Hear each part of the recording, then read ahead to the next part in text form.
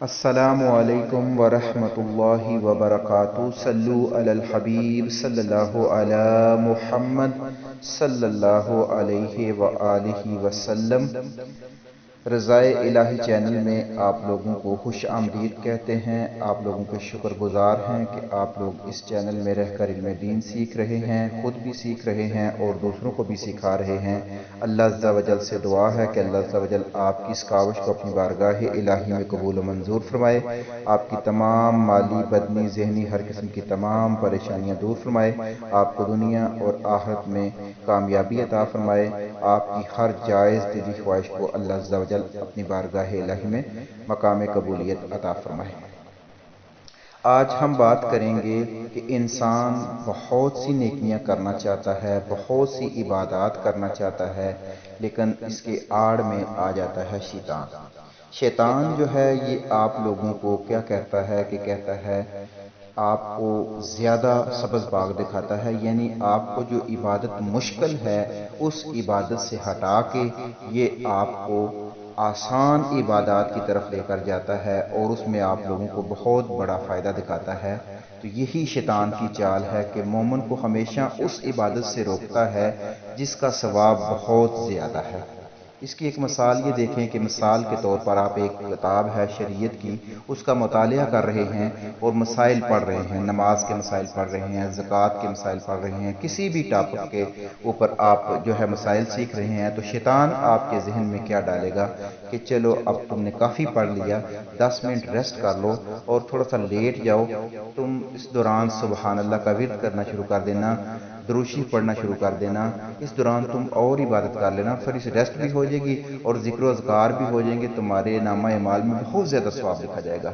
حالانکہ علم دین کا ایک مسئلہ سیکھنا جو تھا وہ 1000 نوافل پڑھنے سے بھی زیادہ افضل ہے اور اعلیٰ ہے۔ ایک بندہ ایک جگہ پہ کھڑا ہو کے 1000 نوافل پڑھے ہیں اور دوسری جگہ پہ ایک بندہ علم دین کا ایک مسئلہ سیکھ رہا ہے تو اس کا ثواب زیادہ ہے، لیکن شیطان آپ کو مسئلے سے ہٹائے گا، آپ کو کہے گا کہ درود شریف پڑھ لیں، اس طرح کر لیں، یہ کر لیں، وہ کر لیں۔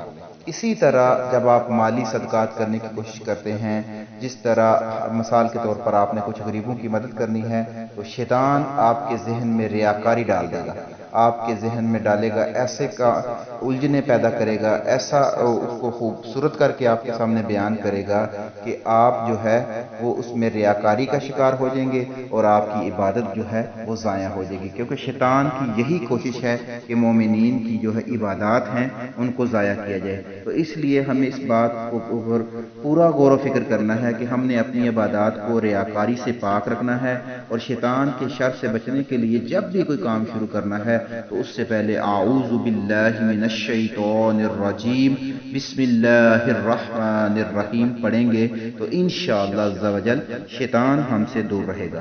اس سارے معاملے کو ایک واقعہ سے سمجھیے کہ احیاء العلوم میں ایک واقعہ ہے بنی اسرائیل کے ایک عابد کا۔ بنی اسرائیل کا ایک عابد تھا، بہت زیادہ عبادت کرنے والا شخص تھا، ہر وقت عبادت میں مشغول رہتا، صبح دوپہر شام عبادت ہی وہ کرتا رہتا۔ اس نے دیکھا کہ کچھ لوگ جو ہیں وہ ایک درخت کو انہوں نے پوجنا شروع کر دیا، تو عابد کو بڑا غصہ آیا۔ اس نے کہا کہ اللہ کے ہوتے ہوئے یہ لوگ جو ہیں انہوں نے درختوں کی پوجا شروع کر دی ہے، میں اس درخت کو کاٹ دوں گا۔ اب عابد نے کلہاڑی لی اور اس درخت کو کاٹنے کا ارادہ کیا۔ اس درخت کو کاٹنے کے لیے جب وہ آگے بڑھا تو شیطان اس کی آڑ میں آ گیا۔ شیطان نے کہا، شاید شیطان ایک انسانی روپ میں آیا اور اس کی آڑ میں آ گیا اور اس نے کہا کہ تم کہاں جا رہے ہو؟ اس نے کہا جی میں یہ درخت کاٹنے جا رہا ہوں۔ تو شیطان نے اسے کہا کہ اس درخت کا تمہیں کیا نقصان ہے؟ تمہیں تو اس درخت سے کوئی نقصان نہیں ہو رہا، نہ ہی تم اس کی پوجا کرتے ہو، تم اسے کیوں کاٹتے ہو؟ تم اپنی عبادت میں مشغول ہو، اپنی عبادات کو چھوڑ کر تم یہاں آئے ہو کہ یہ درخت کاٹ دو۔ تو اس نے کہا کہ نہیں، میں یہ درخت کاٹوں گا اور یہ درخت کاٹنا بھی عبادت ہے۔ شیطان اور اس عابد کے درمیان لڑائی ہوئی، عابد شیطان کے پیٹ کے اوپر چڑھ گیا، یعنی اس کے سینے پر چڑھ گیا، جیت گیا۔ تو شیطان نے کہا کہ اچھا تم مجھے چھوڑو، میں تمہیں جو ہے اس کا ایک حل بتاتا ہوں۔ شیطان نے کہا کہ یہ دیکھو، اس کو درخت کو کاٹنا نہ تو تم پر فرض ہے نہ ہی تم پر واجب ہے۔ اگر اللہ عز و جل نے یہ درخت کٹوانا ہوتا تو کسی نبی کو بھیج کر اللہ کٹوا دیتا، کسی فرشتے کو بھیج کر اللہ کٹوا دیتا، کوئی اتنا مشکل تو نہیں تھا، تو اس لیے تم اس درخت کو مت کاٹو۔ شیطان کی پھر اس نے کہا عابد نے کہ نہیں بھائی نہیں، میں تو اس درخت کو کاٹوں گا ہی کاٹوں گا۔ شیطان اور عابد کے درمیان دوبارہ لڑائی ہونا شروع ہو گئی۔ عابد پھر شیطان کے سینے پر چڑھ گیا، جیت گیا۔ اب شیطان نے ایک نئی چال کھیلی۔ شیطان نے کہا کہ اچھا بھائی دیکھو، تم ایسا کرو کہ مجھے معاف کرو، میں تمہیں روزانہ 3 دینار جو ہیں وہ تمہارے جو ہے بستر پر تمہیں ملا کریں گے، تم اس درخت کو نہ کاٹو، اور ان 3 دیناروں سے تم کیا کرو گے کہ غریبوں کی مدد کرو گے، صدقات کرو گے، لوگوں کو فائدہ ہوگا، تو اس درخت کاٹنے سے جو ہے وہ تمہارے لیے زیادہ بہتر ہے۔ اب یہ عابد تھا، عابد کے ذہن میں یہ بات بیٹھ گئی، عابد چلا گیا، درخت نہ کاٹا اس نے۔ اب کیا ہوا کہ شیطان نے 1 دن رکھے پیسے، 2 دن رکھے، 3 دن پیسے رکھے۔ کچھ دن پیسے رکھنے کے بعد جب شیطان نے پیسے رکھنے بند کر دیے تو عابد کو اب دوبارہ غصہ آیا۔ عابد نے دوبارہ کلہاڑا لیا اور وہ اس نے کہا کہ آج تو میں اس درخت کو کاٹ کر ہی رہوں گا۔ اب جب دوبارہ وہ درخت کاٹنے آیا تو دوبارہ شیطان اس کے سامنے آ گیا۔ شیطان نے کہا کہ تم اس درخت کو مت کاٹو، اس نے کہا جی نہیں نہیں، میں نے تو یہ درخت کاٹنا ہی کاٹنا ہے۔ اب شیطان اور اس عابد کے درمیان لڑائی ہوئی، تو جو شیطان ہے اس نے عابد کو گرا دیا۔ اب پہلے عابد شیطان کے سینے پر چڑھ کے بیٹھتا تھا، اب شیطان جو ہے وہ عابد کے سینے کے اوپر چڑھ کر بیٹھ گیا۔ عابد جو اتنی عبادت گزار تھا، پہلے تو اللہ کا ولی تھا وہ، اب شیطان نے اس کو ہرا دیا۔ اب اس نے سوال کیا کہ پہلے تو ایسا نہیں تھا، پہلے تو میں 2 بار تمہیں ہرا چکا ہوں، اب تم نے مجھے ہرا دیا، اس میں آخر بات کیا ہے؟ اس نے کہا کہ پہلے جب تم آئے تھے تو تمہاری عبادت جو تھی، جو تمہاری نیت جو تھی، وہ خالصتاً اللہ عز و جل کی رضا کے لیے تھی، لیکن اب جب تم آئے ہو تو اب تمہاری نیت میں پیسے ہیں کہ تمہیں وہ دینار نہیں مل رہے، تمہارا دل ہے کہ دیناروں کو بڑھایا جائے، تو اس وجہ سے ذلت اور رسوائی تمہیں ملی۔ تو یہ دیکھیں، یہ ہوتا ہے کہ ہم شیطان جو ہے وہ ہمیں مختلف طریقوں سے ہمارے اوپر حملہ کرتا ہے، لیکن ہم نے اپنے اللہ عز و جل کے قرآن میں بتائی ہوئی تعلیمات اور آقا صلی اللہ علیہ وآلہ وسلم کے ذریعے جتنی بھی تعلیمات ہم تک پہنچی ہیں، اگر ہم ان پر عمل کریں گے تو انشاءاللہ عز و جل شیطان ہمارا کوئی نقصان نہیں پہنچا سکے گا، شیطان ہمیں کوئی تکلیف نہیں پہنچا سکے گا۔ اس لیے اپنی عبادات میں جو ہے وہ خلوص پیدا کریں، محبت پیدا کریں۔ دیکھیں، اللہ عز و جل کو ہماری عبادتوں کی تعداد سے کوئی غرض نہیں ہے۔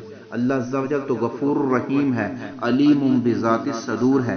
ہم عبادات کرتے ہیں تو بس اپنے لیے، جو عبادات ہمارے اوپر فرض ہیں وہ ہم نے کرنی ہی کرنی ہے، جن چیزوں کا حکم شریعت نے ہمیں دیا ہے وہ ہم نے کرنی ہی کرنی ہے، لیکن ایسا نہیں ہے کہ ہماری عبادت ہمیں جنت میں لے کر جائے گی۔ جنت ہمیں اللہ عز و جل کے فضل سے ملے گی، لیکن عبادات ایک ذریعہ ہیں اللہ کا قرب حاصل کرنے کا۔ تو اس لیے ان عبادات کو ہمیشہ ریاکاری سے پاک ہونا چاہیے، خالصتاً اللہ کی رضا کے لیے ہونا چاہیے۔ دیکھیں، آپ پورا ایک دن میں اگر آپ 1 سپارہ پڑھتے ہیں تو آپ 1 سپارہ نہ پڑھیں، آپ صرف 1 لائن پڑھ لیں، 1 لائن کو پورے قوانین و ضوابط جو تجوید کے ہیں ان کے مطابق پڑھیں، سمجھیں کہ اس آیت میں اللہ پاک اپنے بندے سے کیا فرما رہا ہے۔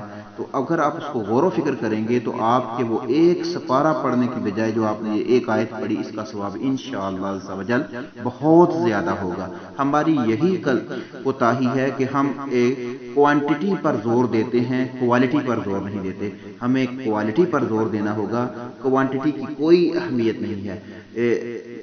گنتی کی تعداد بڑھانا ہمارا مقصد نہیں ہے۔ ایک بندہ 100 دفعہ سبحان اللہ سبحان اللہ سبحان اللہ سبحان اللہ کہتا ہے، تیزی سے کہتا ہے، لفظ سبحان اللہ صحیح ادا نہیں کرتا، تو اس کا 100 دفعہ کہنے والا بالکل فائدہ نہیں دے گا اسے، جبکہ اگر اس کے ساتھ سامنے بیٹھا شخص صرف 1 دفعہ سبحان اللہ کہتا ہے، لیکن پوری ایمانداری کے ساتھ، پورے خلوص کے ساتھ اور عاجزی کے ساتھ اور الفت کے ساتھ کہتا ہے سبحان اللہ، تو اس کا ثواب زیادہ ہوگا۔ اس لیے آپ لوگوں سے التجا ہے کہ کوالٹی پر زور دیا کریں، کوانٹٹی پر زور نہ دیا کریں۔ ہزاروں نوافل پڑھنے سے بہتر ہے کہ آپ اپنی جو قضا نمازیں ہو گئی ہیں وہ پڑھ لیں۔